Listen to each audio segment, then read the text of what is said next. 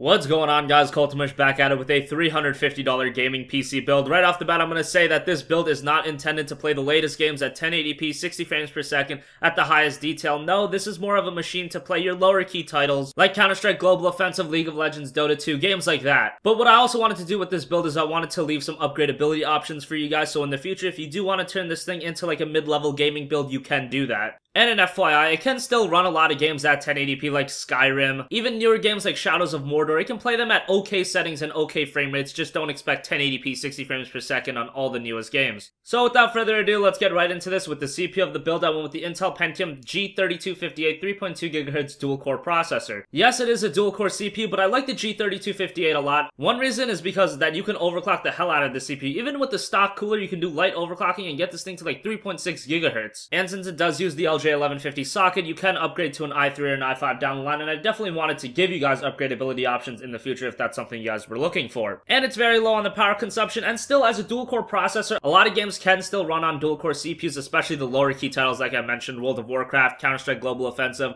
League of Legends, Dota 2, games like that will be just fine. For the motherboard, I went with the MSI H81M-P33 Micro ATX LJ1150 motherboard. This motherboard's around $40, and I do want to mention that this motherboard does come with the BIOS updated out of the box, so MSI does update the BIOS. You don't need like an older CPU to get the Haswell CPUs to work. It'll work with the Pentium G3258, no problem. So this is an LJ1150 board, so like I said, you can upgrade to an i3 or an i5 or even an i7 down the line. It's got only 2 RAM slots up to DDR3 1600 MHz up to 16 GB of max memory supported. Obviously no Crossfire or SLI support, but that shouldn't be too big of a deal. I mean, if you're on a $350 budget, that's probably not something you're looking to do anyway. It's got 2 SATA 3 GB per second ports and 2 SATA 6 GB per second ports. So all in all, this motherboard for $40 is fairly decent. It's going to give you a lot of things that you absolutely need. It's going to give you some upgradability options, but it's not going to give you all those exuberant features that you'd expect out of a higher end motherboard. For memory, I went with G.Skill Ripjaws Series 4 GB, one 4 GB stick running at DDR3 1600 MHz for $28. This is going to be something that is going to be a tad limiting if you do play higher end games, but you can upgrade to 8 GB of RAM so easily. Just 6-12 months down the line, just pick up another stick of this RAM for another $25 and you'll be good to go. And even with 4 GB of RAM, a lot of games still run at 4 GB of RAM, even games like Mordor, a lot of the Call of Duty games, even a game like Battlefield 3 and Battlefield 4. Even still, I definitely would keep the idea of getting another stick of this RAM so you do have 8 GB in the back of your head. It's just something that's a quick and easy upgrade, and it's going to help out your machine a lot, but 4 GB for now is also going to be just fine in the lower key titles and some of the higher end games as well. For storage, I went with the Western Digital Caviar Blue 1TB 7200 RPM internal hard drive. $48 for a terabyte of storage. A lot of you guys can probably just go with an SSD in a build like this because a lot of you guys probably only play like Counter-Strike or League of Legends, so you don't need all the storage in a terabyte, but I think a lot of you guys still would prefer a terabyte of storage, since if you are downloading movies, downloading a lot of TV shows, you know, it definitely helps to have a terabyte over, say, 120 GB from an SSD. And for $48, it's super cheap and not a bad option in this build. For the video card, I went with the Sapphire Radeon R7 260X 2 GB video card for $115. This will run all your lower end games like Counter-Strike, Dota, Starcraft, all of those games fine, Diablo 3, all those games are going to run just fine on this GPU. It does do decently in some of the higher end games. You can play a game like Battlefield 4 at 1080p at medium settings at around 35 to 45 frames per second. And obviously you can play games like Skyrim and older games like that just fine. This is a decent GPU that's not going to break the bank, but still offers decent performance in a lot of the higher end games. And like I said, with lower end games like Counter-Strike Global Offensive, League of Legends, you're going to be able to run those just fine. For the power supply, I went with the EVGA 430 watt 80 plus certified ATX power supply. It's a 430 watt power supply, and this build is going to use little power. The Intel Pentium is very power efficient, as is the R7 260X. If I had to estimate, this build is only going to use around 300 watts total. So this 430 watt power supply is going to give you a little headroom, and you can upgrade to something like an R9 270X in the future if you want. So for $33, a 430 watt power supply was really cheap, but it's going to power this build no problem. And it's still going to give you a little headroom for future upgrades. Finally, for the case, the NZXT Source 210 Black ATX mid-tower case for $33. This is one of the best cases under $40 right now. I really can't say anything bad about it. Yes, it's a $33 case, so you can't expect anything crazy from it, but for this cheap, this case is going to get the job done, and in a budget end build, that's really all you want out of a case. It's going to offer decent ventilation, decent cable management, but like I said, $33, keep your expectations in line from a case like this. So thanks for watching this video, guys. As always, leave your requests for future videos in the comment section down below. And as always, guys, have a great day, and I'll catch you guys later. Peace.